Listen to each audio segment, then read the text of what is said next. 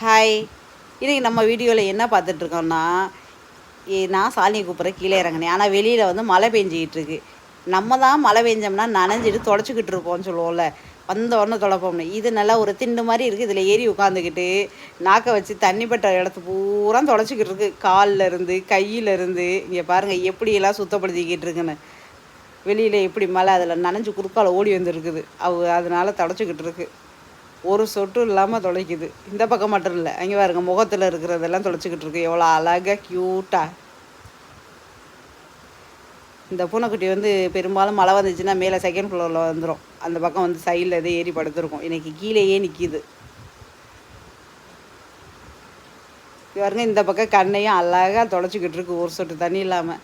பிடிச்சா லைக் பண்ணுங்கள், ஷேர் பண்ணுங்கள், மறக்காமல் நம்ம சேனலை சப்ஸ்கிரைப் பண்ணிடுங்க. தேங்க்யூ.